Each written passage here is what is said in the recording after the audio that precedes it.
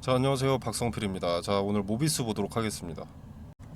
자, 현재 모비스는 초전도태 테마주로 상승했던 것이 아니라 중입자 가속계획 신부품 독점 공급, 전립선 암 완치 소식에 오른 거죠.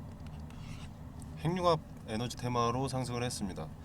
자, 문제는 현재 지금 급등 이후에 이렇게 하락하는 것에 대해서 좀 주가 전망이 궁금하실 텐데, 지금의 단기 가격 조정은 차익 실현보다는 주가를 누르는 것으로 보입니다.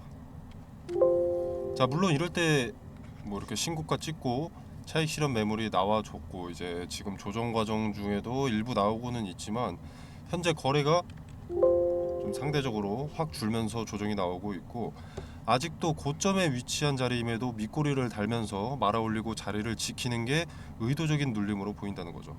자, 그리고 그 원인은 요 투자 경고 딱지 이것으로 보고 있습니다. 자, 최근 단기 급등으로 투자 경고 종목에 지정이 됐는데, 투자 경고 종목에 지정이 되면 증거금 100%가 됩니다. 자, 이것은 신용 미수가 불가능하다라는 말이죠. 자, 그렇다는 것은 수급이 적어질 수밖에 없는 겁니다. 그리고 위의 이유와 이제 주가가 현재 고점에 위치했기 때문에 당연히 매수세보다는 매도세가 압도적일 수밖에 없고, 그리고 투자 경고에서 이제 또 급등을 해버리면 1거래일 매매 정지나 아니면 한 단계 격상해서 투자 위험 종목에 해당하게 됩니다. 자, 위험 종목에 지정됐을 때는 투자 위험 해제 기간 동안의 조정을 먼저 견뎌야 하고, 그 다음에 이제 투자 위험이 해제되더라도 투경으로 한 단계 내려가게 되죠. 자, 내려간다고 해도 투경이 달려 있다면 역시나 증거금 100%고 수급은 여전히 조금 들어온다는 것을 의미합니다. 자, 그렇기 때문에 개인들의 투자 심리는 당연히 어쩔 수 없이 위축됩니다.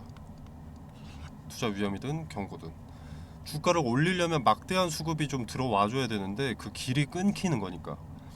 자, 그래서 이제 주도 주체가 개인들에게 물량을 떠넘기기 위해서, 그러니까 본인들의 차익 실현 물량을 받아줄 개인들의 이 투자 심리의 완화를 위해서 이 투경을 떼야 됩니다. 그래서 이 투자 경고 해제 요건들은 힌트가 되는 거죠. 자, 한번 같이 보도록 하겠습니다. 자, 네이버로 들어와서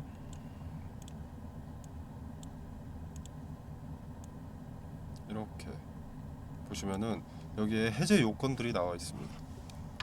자, 일단 최초 판단일은 10월 12일이고요. 요 세 가지 조건, 다음 사항에 모두 해당하지 않을 경우 그 다음 날에 해제가 되는 겁니다. 자, 그래서 하나하나 요 세 가지 조건을 계산을 해보면, 자, 일단 1번 조건을 보면, 자, 판단일 10월 12일의 종가가 5일 전날 T-5일은 여기 나와 있습니다. 10월 4일. 자, 이제 연휴 끝나고 개천절이 끝난 다음 거래일이죠. 판단일의 종가가 5일 전날의 종가인 10월 4일의 종가보다 60% 이상 상승할 경우, 그리고 이제 두 번째 조건, 판단일 10월 12일의 종가가 9월 14일, 15 거래일 전은 9월 14일입니다. 9월 14일의 종가보다 100% 이상 상승했을 경우, 그리고 세 번째 조건은 10월 12일의 종가가 최근 15일 종가 중 최고가일 경우, 이렇게 있습니다.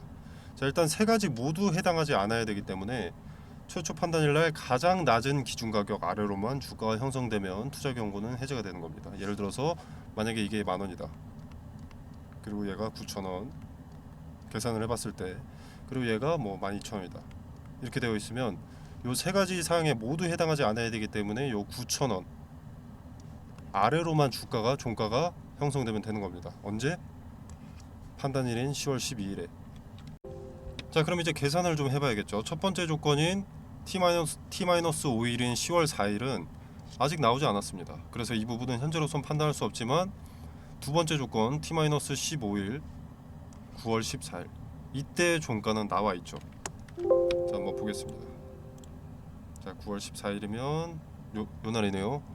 종가 2,675원입니다. 자, 그리고 두 번째 조건은 100% 이상 상승할 경우였으니까 이거 곱하기 2를 하면 되겠죠. 자, 그러면은 5,350원입니다. 자, 근데 현재 주가가 5,350원 근사치긴 하나 넘어 있습니다. 그죠? 세 가지 조건 모두 해당하지 않아야 되기 때문에 현재 나와 있는 정보인 두 번째 조건도 해당하지 않아야겠죠.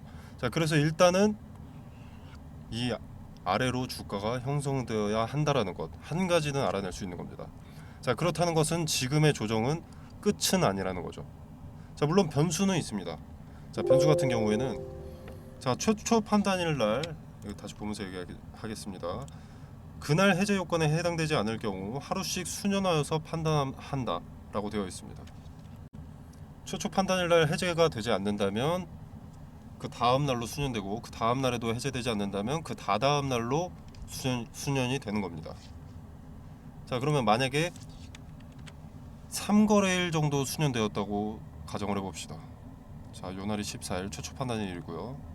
만약에 3거래일이 지체됐다 그러면 하나, 둘, 셋 요날이 되는 거죠.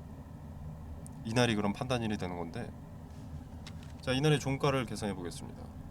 종가 3,500원. 그럼 두 번째 조건이 100% 이상 상승할 경우였죠.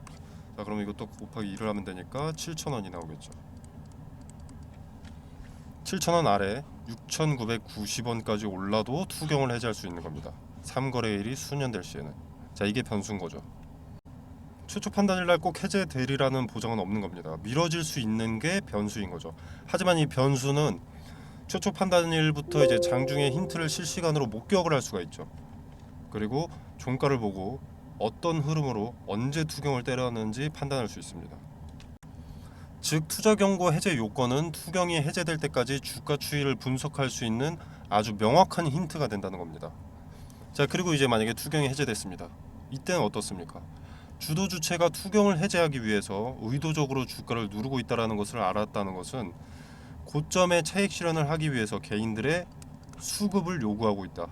그리고 그 수급을 위해서 투경을 떼기 위한 주가 드리블을 하고 있다는 것을 알 수 있는 것이기 때문에 투경을 뗐을 때는 단기간 내에 주가를 끌어올리고, 투심이 완화되고 수급이 모이기 시작했을 때 개인들한테 그 물량을 떠넘기려 한다는 걸 알 수 있죠. 자, 이 함정을 간파하고 있다면 우리는 고점 매도의 자리를 명확하게 파악할 수 있습니다.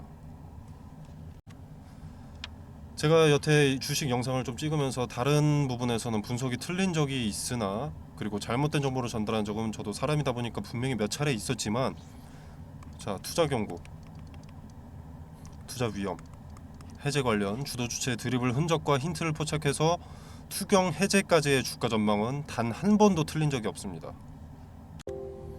상단의 전화번호 010-2764-3885번으로 모비스 이렇게 세 글자 문자 메시지로 남겨주시거나, 아니면 귀찮으시면 간단하게 숫자 2번 문자 메시지로 남겨주시면 제가 주도 주체의 드리블 흔적, 그리고 앞으로 남은 기간 동안 힌트가 될 수 있는 부분, 그리고 영상에서 내용이 길어져 포함하지 않은 부분까지 명확하게 설명드리고, 고점 매도 타점이 어딘지 깔끔 명료하게 가격대 말씀드리겠습니다.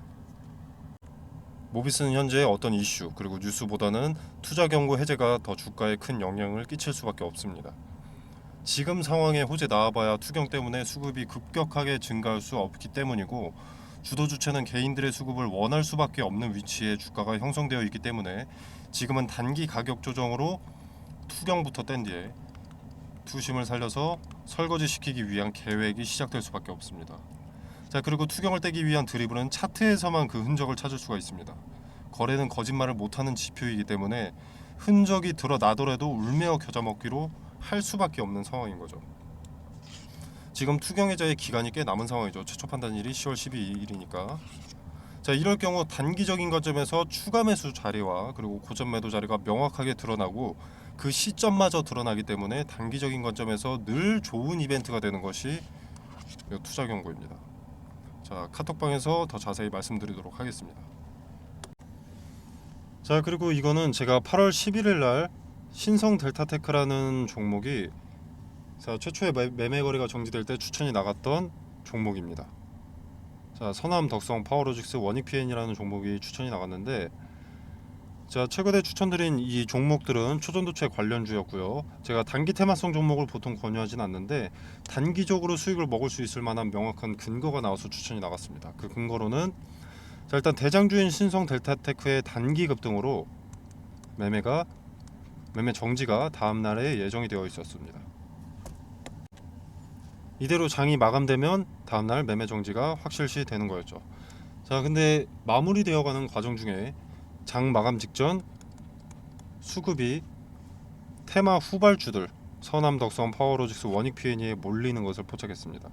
자, 대장주인 요 신성 델타테크가 매매가 되지 않는다는 것은 관련 테마 후발주들의 급등을 예고하는 것이고 장마감 직전 그 수급의 이동을 포착했기 때문에 다음날 시초에 베팅을 추천했습니다. 단 함정의 가능성도 있기 때문에 제가 거래대금 300억 이상 몰리는 종목을 매수하라고 권유드렸고요. 자, 그래서 이 종목들의 수익을 좀 보여드리자면 원익 P&E 자, 8월 11일 다음 거래일 종가 16.8% 올랐고요. 그 다음 날도 11.68%가 올랐습니다. 자, 선암 8월 11일 그 다음 거래일 상한가, 그 다음 거래일 상한가. 덕성 8월 11일 상한가, 상한가. 파워로직스 8월 11일 상한가, 상한가. 이렇게 근거를 갖고 추천이 나갔기 때문에 단기적으로 큰 급등을 가져갈 수 있었습니다. 자, 화면에 보이시다시피 무료입니다. 제가 종목을 추천했다고 해서 금전적으로 뭘 요구하거나 수익의 얼마를 떼달라 이런 거 전혀 없습니다. 자, 여러분의 투자금은 여러분의 돈이죠. 그렇기 때문에 여러분이 자유롭게 판단하셔서 매매를 하셔도 되고 안 하셔도 됩니다. 그냥 지켜만 보셔도 되는 거고요. 제가 뭐 맛있는 음식을 추천했다고 해서 여러분이 무조건 드셔야 할 필요는 없지 않겠습니까? 먹고 싶으면 먹는 거고 먹기 싫으면 먹지 않는 것이고. 자, 상단에 있는 전화번호 010-2764-3885번이 제 전화번호인데 여기로 간단하게 이분처럼 숫자 2번만 문자 메시지로 보내주시면 제가 이런 식으로 답장을 드립니다. 자, 그리고 이 부분은 단기 급등 종목이었고요. 가치 투자죠. 주식 투자에 있어서 수익을 불리는 대표적인 방법 두 가지가 첫째는 분할을 전제로 매매하는 것, 그리고 또 하나 분산 투자입니다. 자, 그래서 2023년 하반기 증시를 주도할 섹터 말씀드리고 관련 급등주 추천과 종목 선정 방법에 대해서 간략하게 말씀을 드리도록 하겠습니다. 자, 일단 2023년 전반기는 작년에 이어서 2차 전지가 광풍이었습니다. 테만의 어떤 종목이든 급등을 해줬고요. 그래서 개인들은 2차 전지 종목들을 넣어놔야 할 것 없이 이것저것 매수하게 됐습니다. 자, 근데 실체가 나오기까지 시간이 상당히 많이 소요되고 기대감의 급등세가 가팔했던 만큼 기대감이 선반영되고 이제 거품이 빠지면서 조정 국면에 접어들어 있는데 이 가격 조정과 기간 조정을 거치고 숨고르기에 나섰던 2차 전지가 다시 질주하는 시점이 바로 23년 하반기로 평가가 되고 있습니다. 자, 근데 동시에 아니다. 반도체가 하반기 증시를 주도할 것이다. 이런 의견도 나오고 있고 현재 초전도체라는 변수도 좀 등장을 했죠.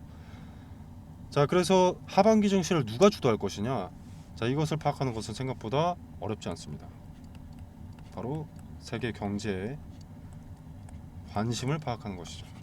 자, 물론 지금 관심은 초전도체가 맞습니다. 그러나 실제로 자금이 어디에 투입되는지, 반도체에 투입되는지, 2차 전지에 투입이 되는지, 초전도체에 투입되는지, 자, 이게 중요한 거죠. 자금. 이것을 파악하면 그 윤곽이 잡힌다는 겁니다. 자, 간단한 예시로 코로나 때는 어떻습니까? 마스크, 진단키트, 백신, 치료제. 이것들이 강세였죠. 전 세계가 주목하고 필요했던 테마니. 자, 국내 같은 경우에는 병상이 수혜를 입기도 했었는데 이거는 각 국가별로 확진자 수가 다릅니다. 그리고 땅덩어리가 다르죠. 자, 그래서 공통 사항이 될 수 없기 때문에 일로는 자금이 투입될 수가 없었습니다. 코로나 때는 요 마스크, 진단키트, 백신, 치료제가 전 세계가 필요로 했던 것이기 때문에 요 네 가지의 수급이 몰릴 수밖에 없었던 거죠. 자, 그리고 다른 예시를 하나 들어보겠습니다. 자, 우리 러시아와 우크라이나가 전쟁이 났을 때 이때는 일단 곡물과 사료에 수급이 몰렸는데 일단 러시아와 우크라이나가 곡창지대입니다. 곡창지대인 두 국가가 전쟁을 해버리니까 곡물 수출이 나가야 되는데 수출 길이 막혀버린 거죠. 그래서 곡물과 사료값의 상승으로 이어졌고, 이 곡물과 사료값의 상승은 우리의 필수 소비재인 식자재 값의 상승으로 이어졌습니다. 전쟁이 우리 같은 일개 국민 한 명의 일상에까지 침범하기 시작한 겁니다. 자, 그리고 값이 오른다는 것은 뭡니까? 관련 수혜주의 이익이 증가한다는 것이죠. 자, 예를 들어서 수혜주가 A라는 상품을 기존에 100원에 팔았다. 자, 그럼 이 100원도 마진이 남으니까 이렇게 파는 걸 텐데, 만약에 예를 들어서 400원이 됐다. 그러면 4배나 오르는 거죠. 자, 이렇게 이익이 오른다는 것은 뭡니까? 자, 뭐 파이프라인 확장으로 뭐 재료가 추가된다 라거나, 또는 수요를 맞추기 위한 공급을 위한 뭐 증설, 또는 뭐 토지 매입, 이것도 재료 추가죠. 그리고 잉여 이익금으로 배당금의 증가라던가, 즉 주가 상승에 호재 기대감이 생기는 겁니다. 그래서 수급이 올리고 주가가 상승을 하게 되는 거죠. 그리고 지금은 전기차의 빠른 성장으로 2차 전지가 강세입니다. 현재 진행 중이고요. 자, 지금 인플레이션 감축법 세부 지침을 변경을 했었죠. 원래 세부 지침이 변경되기 전에 인플레 감축법이 뭐였냐면, 중국에서 뭔가를 만들기 위해서 광물을 들여온다. 그럼 너네 전기차 보조금 지원 못 해준다. 이거였습니다. 근데 세부 지침이 변경되면서 뭐 중국이나 인도네시아에서 광물을 받는 것까지는 오케이. 대신 FTA 체결국에서 50% 이상 가공을 해라. 그래야만 전기차 보조금 혜택을 지원해 줄 수가 있다. 이렇게 세부 지침을 변경한 겁니다. 자, 그래서 지금 수면 위로 떠오른 것들이 바로 원자재 가공 기업들이죠. 대표적인 수혜주이기 때문에. 자, 그래서 2차 전지의 구성을 일단 보면 대표적으로 양극재, 음극재, 전해질, 정박, 분리막 뭐 이렇게 있습니다. 자, 근데 양극재라던가 요 전해질 같은 경우에는 이미 많은 폭등을 했죠. 그리고 언론의 수혜 기업들이 노출이 되어 있습니다. 이미. 인플레 감축법 세부 지침이 처음 변경됐을 때 대부분의 투자자들이 무슨 생각을 했냐면, 그러면 당장은 2차 전지, 그중에서 비중이 높은 양극재의 핵심 광물 리튬이 강세니까 리튬 가공업체가 수혜를 보겠구나 하면서 리튬 관련주만 좀 부각이 됐었지만, 요 음극재라던가 동박, 분리막은 관심을 못 받고 있습니다. 여기서 누가 대장주인지만 찾아내면 양극재를 제외한 음극재, 동박, 분리막은 먹을 게 차고 넘친다라는 거죠. 2차 전지는 양극재만 있다고 되는 것이 아니기 때문에 인플레 감축법에 뒤늦게라도 수혜를 보게 된다라는 겁니다. 자, 그리고 최근에 일부 증권사들에서 2차 전지에서 수급이 이동될 것이다.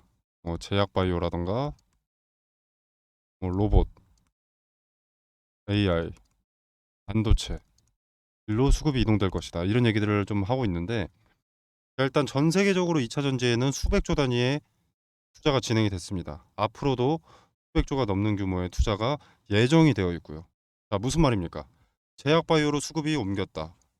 로봇, AI, 반도체로 수급이 이동됐다라고 하더라도 이미 투입된 자금이 너무 크기 때문에 단기간 내에 로봇, AI, 반도체로 수급이 다시 몰릴 수밖에 없다라는 겁니다. 자, 이때도 양극재만 그리고 전해질만 관심을 받게 될까요? 그 두 가지가 2차 전지의 전부가 아닌데. 자, 종목은 이런 식으로 찾는 겁니다. 미리 많은 물량을 확보한다면 큰 돈이 되는 거죠. 자, 그리고 지금 미국의 인플레이션 감축법 때문에 주가가 이렇게 움직이는데, 유럽의 핵심 원자재법, 이것도 당연히 주식시장을 뒤흔들 핵심 내용이 됩니다. 자, 기존의 2차 전지 점유율 전 세계 1위가 중국 기업 CATL입니다. 자, 근데 미국의 인플레이션 감축법이나 유럽의 핵심 원자재법이나 둘 다 중국을 겨냥한 법안이기 때문에 여기에 대한 반사 이익을 국내 기업이 받게 된다는 겁니다. 한국 기업에게는 다시 없을 기회가 되는 거죠. 자, 그러면 국내 기업들 물 들어올 때 노를 저어야겠죠. 당연히 사업 내용에 더 박차를 가할 수밖에 없습니다. 자, 무슨 말이냐? 자금을 더 많이 투입할 수밖에 없다라는 겁니다. 2차 전지 사업 관련해서. 이 말은 호재들이 앞당겨진다라는 거죠. 그리고 기업이 빨리 성장하게 되는 것이고, 자, 기업의 빠른 성장은 더 빠르게 기업의 가치가 올라간다는 것이고, 가치가 오르면 어떻습니까? 주가는 자연히 오르죠. 그러면 개인 투자자인 우리한테도 기회가 되는 겁니다. 그래서 지금은 머뭇거릴 때가 아닙니다. 자, 지수의 영향을 잘 받고 변동의 폭이 가장 크면서 시총이 상대적으로 무거운 대장주죠. 대장주들을 제가 1차적으로 검열을 해놨습니다. 그리고 기업의 재무상 혹시라도 나중에라도 악재가 반영될 것이 있는지를 확인을 해놨습니다. 그리고 뭐 전환사채나 신주인수권 부사채로 장난치는 기업인지 파악을 해뒀고요. 최대 주주들의 과거 이력에 대해서도 좀 조사를 해뒀습니다. 그리고 인플레 감축법의 수혜를 받기 위해서는 국내에서 가공하는 기업이면 전혀 상관이 없는데, 만약에 주거래 업체한테 가공을 받아서 온다라고 하면은 FTA 체결국인가, 이것도 중요하기 때문에 이 부분까지도 체크를 해뒀습니다. 자, 전 세계 시장에 관심을 받고 있는 대한민국의 2차 전지 기업 수혜 종목 공유드리도록 하겠습니다. 상단에 010-2764-3885번으로 종목이라고 두 글자만 문자 메시지로 보내주시면 됩니다.